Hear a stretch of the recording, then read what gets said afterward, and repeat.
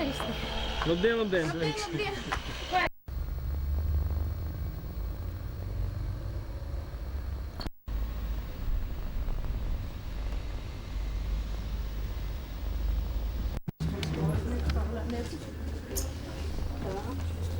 Tas mums doktors.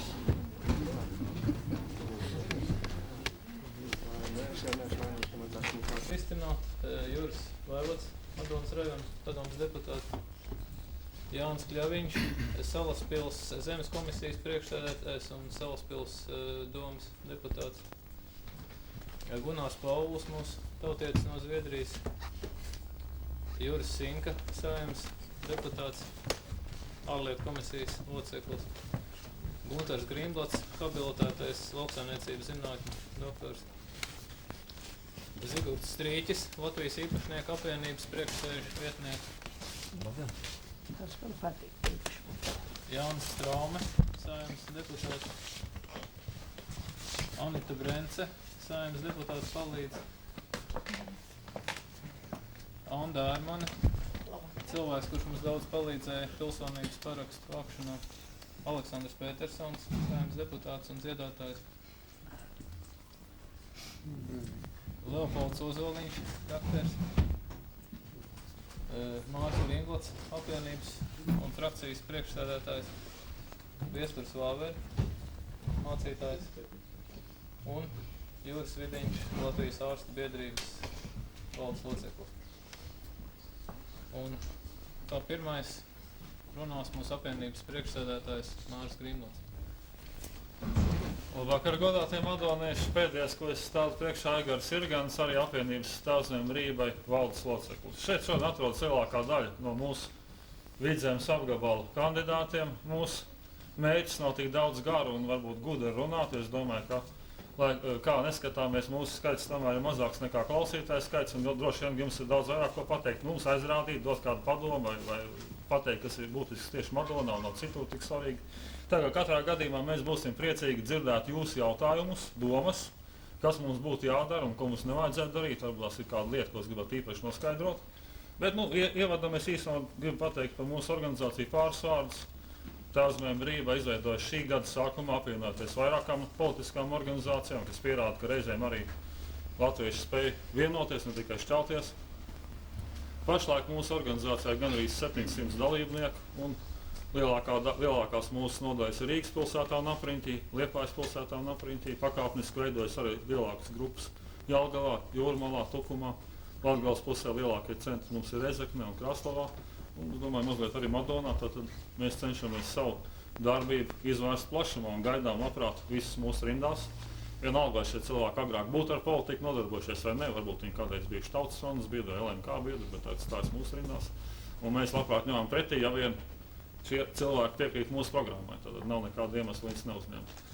Mūsu apvienība vienmēr ir bijusi zinām kā nacionāla organizācija, kas Latvijas valstiskās neatkarības atjaunošanu lika uz pirmajā vietā, tāpat arī pilsonības, deokupācijas, dekolonizācijas un debošovizācijas jautājums. Šajā saimā Socialistisko partiju līdztiesībai balsoja par Jorkānu Tautas saskaņas partiju lielā skaitā iegūt Latvijas pilsonību.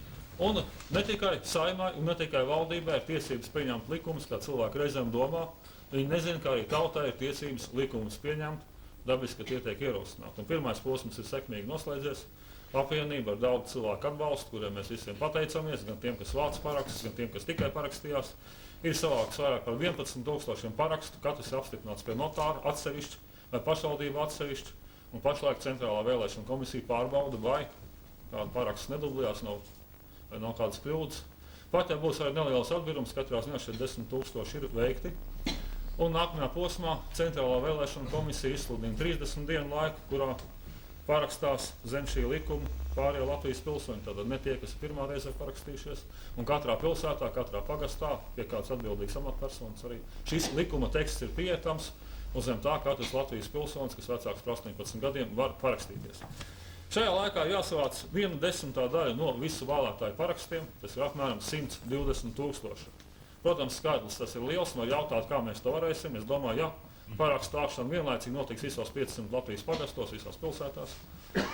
Un ja mums palīdzēs visas organizācijas, kuras domā līdzīgi mums, tad bez šaubām, ka arī šo darbu var veikt. Pēc tam likums tiek iesniegts izskatīšanā Saeimā, un pat ja Saeima likumu noraida vai pieņem ar grozījumiem, arī tādā gadījumā pēdējais vārds paliek tautai. Un tauta var doties uz balsošanas iecirkņiem. Dienā, kad šī diena būs nolikta, varēs balsot par vai pret šī likuma pieņemšanu. Ja vairums ir Savienības locekļi, kamēr mūs okupēja valsts, kura bija izmesta no Tautas Savienības par to, ka viņi bija uzbrukusi Somijai. Un tajā darbībā mums ir jāparāda, ka mēs nevis mēģinām izskaidrot pasaulē, ka mēs esam rātni, zēni un meitenes, un uzvedamies tā, kā rietumi no mums sagaida, bet ka mēs sakām, mēs esam Eiropā, lai tur darbotos un aizstāvētu Latvijas, latviešu tautas, Latvijas pilsoņu. Kaut to neatzīst valdība, jo es piedaru opozīcijai. Man liekas, ka darbojoties Eiropas padomes asamblējas komisijās un Rietuma Eiropas Savienības, tas ir Eiropas Savienības aizsardzības organizācijas asamblējas komisijās, man ir izdevies jau lielā mērā mainīt rietumnieku uzskatus. Jā, arī viņiem pamācīt, viņus pamācīt par šiem vēsturiskiem faktiem. Abrīnojam, cik maz viņi par mums zina.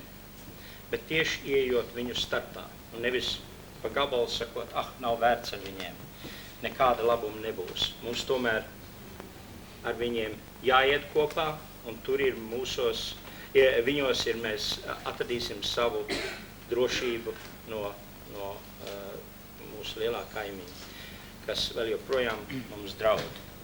Un mēs esam iesaistījušies Rietuma Eiropas Savienībā kā asociētie partneri. Tur bija liels darbs izdarīts arī Jūsu Tēvzemes un Brīvības apvienības pārstāvi personā. Pirms tam šī gada pagājušā gada sākumā Varšavā, kas sagatavoja mūsu iestāšanos par asociētiem partneriem. Bet to valdība nav atzinusi, tā aizbrauc, parakstīja visus šos līgumus un ignorēja to, ko mēs tā Latvijas labā esam darījuši. Tas ir viens no tiem darbiem, ko es veicu, tur vēl arī citi, bet lai tas paliek. Varbūt jautājumos jūs vēl gribētu. Kas par šiem jautājumiem darbojamies. Bet ko Tēvzeme un Brīvības apvienība, apvienības lauksaimniecības ļaudis gribētu un centīsies nākošajā Saeimā paveikt, tas ir, lai tiktu ārā no tā stāvokļa tajos Saeimas gados, varbūt jau sāk tikt ārā no tā bezjēdzīgākā pašreiz uz nabadzības robežas.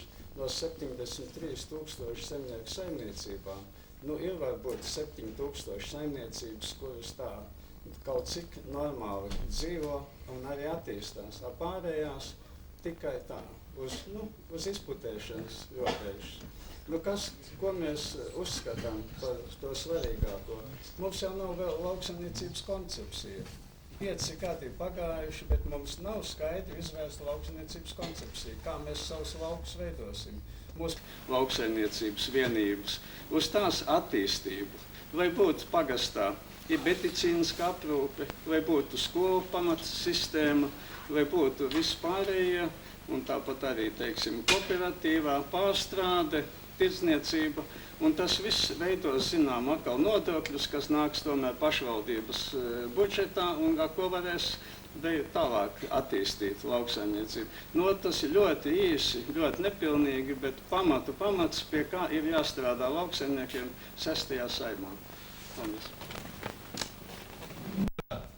Es jums nosaukšu ne līdz vienniekam to skaitļus, bet līdz 100. Tātad miruši ir 24,000, zimuši 11,000.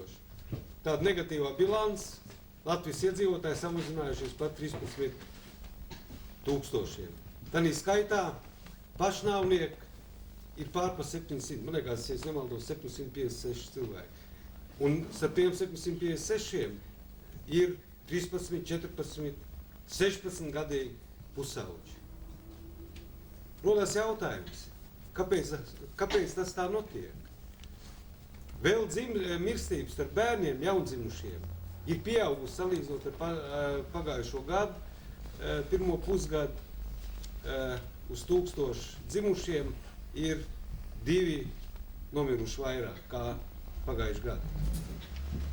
Un tagad pieņemts valdības lēmums pensionāriem, tas respektīvi jums, apmēram no 1 līdz 2 latiem, tas atkarīgs no pašvaldībām, maksāt pa 1 slimnīcā pavadīt dienu. Par plānveidu operācijām tad jāmaksā pilna maksa.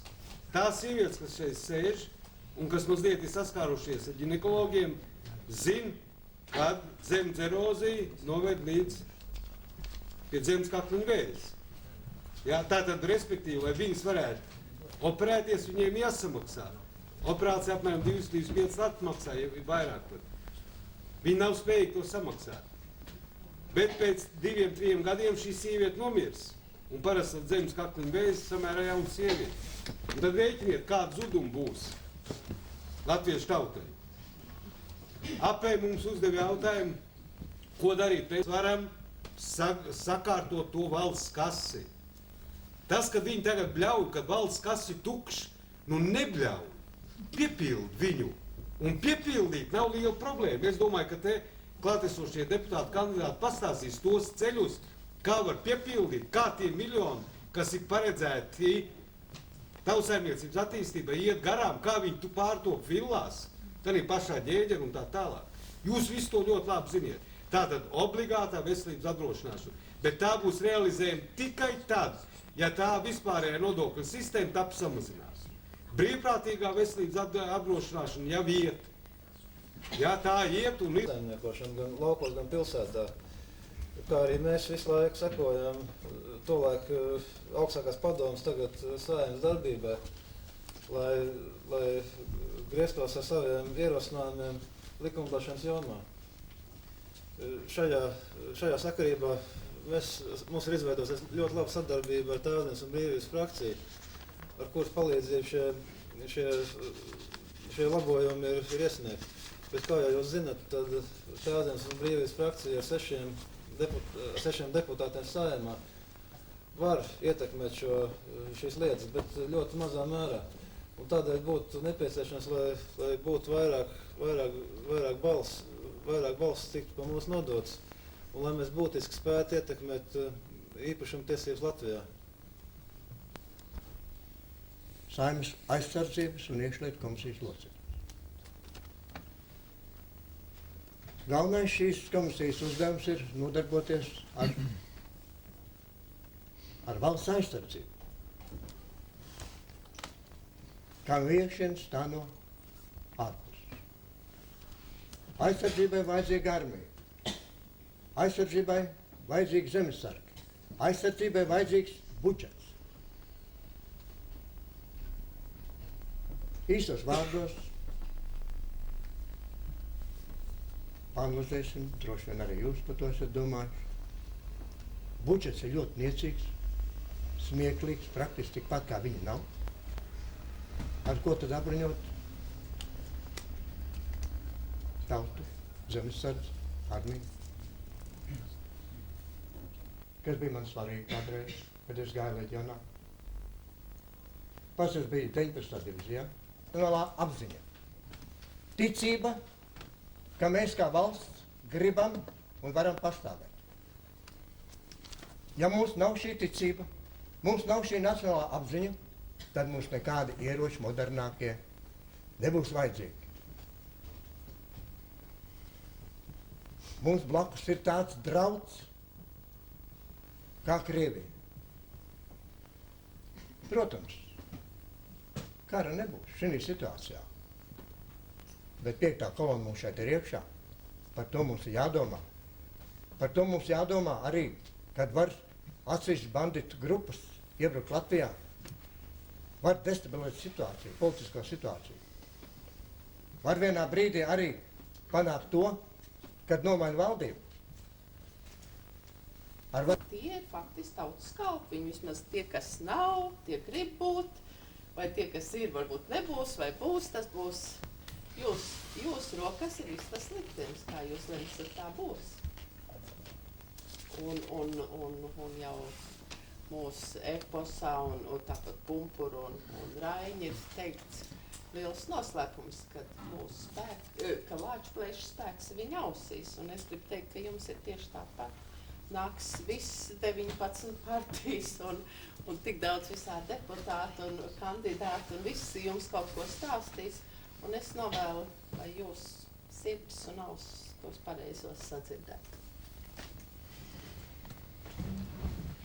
Kad mums dzīvē iet grūti, tad, kad mēs vai kāds no mūsu tuviniekiem ir slims, tad, kad mums nav naudas, tad, kad mēs esam pazaudējuši darbu, mums visiem gribas ticēt brīnumam. Mēs visi ticam brīnumiem, bet mēs to, diemžēl, negribam atzīt ne sev, nemaz nerunājot par kādiem citiem. Kas tad ir brīnumi? Brīnums, tas ir tas, kas nepakļaujas fizikas likumiem. Bet mēs zinām to, ka ne tikai Bībelē ir rakstīts ļoti daudz par brīnumiem, bet to zina arī vēsture. Vēsture, protams, to fiksē kā sausas faktus. Un proti, mēs zinām, kāds ir mūsu ģeogrāfiskais vai ģeopolitiskais stāvoklis, un cik daudz ir iekārojuši šīs 3 neaizsalstošās ostas, šo mūsu zemi. Viens ir cirts logu uz Eiropu. Mums ir pārsteigājuši 2 pasaules kari, un mēs vienalga esam. Un mēs šeit dzīvojam. Padomijas laikā 110 tautas tika iznīcināts pilnībā, bet mēs esam, neskatoties uz mūsu ģeopolitisko stāvokli. Tad, kad 90. gadā radās tad cerības stars, paspīdēja, kad mēs likās, ka mēs varēsim iegūt neatkarību un brīvību. Mēs atkal sākām ticēt brīnumam. Un tagad ir tā, kad mēs vairs to bieži vien nespējam nosargāt. Tas, kas mums no Dieva tik dāvāts. Bet vēsture zina arī līdzīgi precedenti. Un par to ir stāstīts Mūzes grāmatā. Kad Mūzes izved savu tautu no fiziskās un garīgās verdzības, viņš 40 gadus viņus vadā cauri tuksnesim. Un tauta kurna, kāpēc tu mūs izvedi? No verdzības. Mums tur bija pilna gaļas poda, mums tur viss kā pietika. Un tagad es dzirdu, cilvēks saka, jā, bet kas mums nekaitē pie Brežņeva?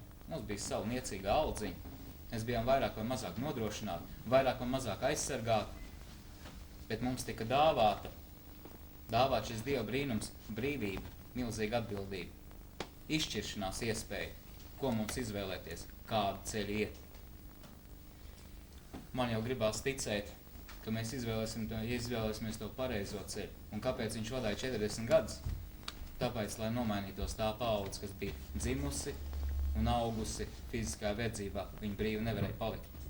Tas ir psiholoģiski pierādīts, ja cilvēks ir ilgstoši uzturējies kādā vidē, tā vide viņu asimilē. Bet padomāsim par mūsu bērniem. Padomāsim par mūsu mazbērniem.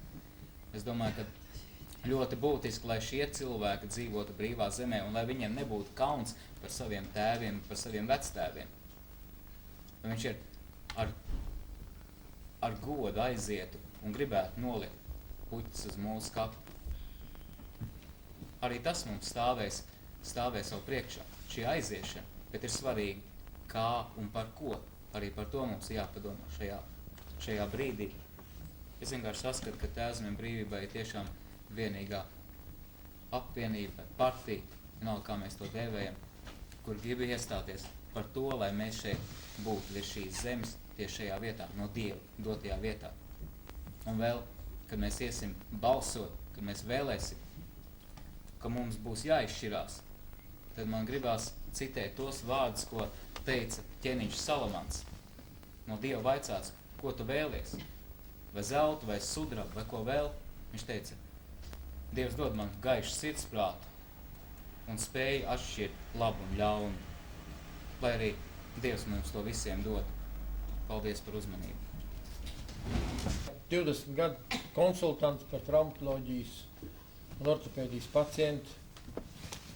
Un Dr. Kalniņa te sēž, un mēs bieži tikāmies gan ziemā, vēlā vakarā, gan lidojot ar lidmašīnu, vēlāk ar helikopteru un ar ātro palīdzību braucot pa slideniem ceļiem.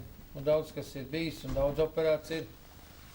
Un šakuši, apsēdušies šeit kā dzegūzes, iedējuši savus olas un vairojās un ņirgājās par mums.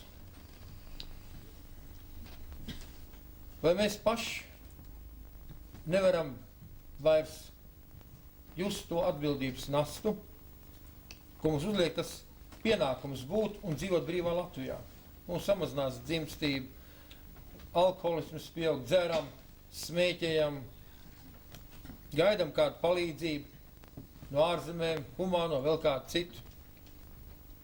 Un pašu drūvu neapkopt. Ir arī bula laiks tagad, ir karsts un it kā daba. Pavasarī noskaloja sējums, tagad viņš žāvē. Bet tomēr mēs elpojam, Krieva armija ir ārā, lai gan virsnieki vien daļa lieli ir palikuši, mums jāpanāk viņa aiziešana arī. Vai mēs neesam zaudējuši tomēr šo ticību un šo uzdarīkstēšanos spēju būt pašiem par kungiem savā zemē? Kas ir noticis? Mēs esam vīlušies gan tajos cilvēkos pirms 5 gadiem, pirms 3 gadiem, kuram mēs uzticējām valsts, varas, vadības grožu, mūsu likteņus, mūsu ģimenes, mūsu bērnu, mūsu skolu, mūsu zemnieku. Mums ir jāceļās. Vēlreiz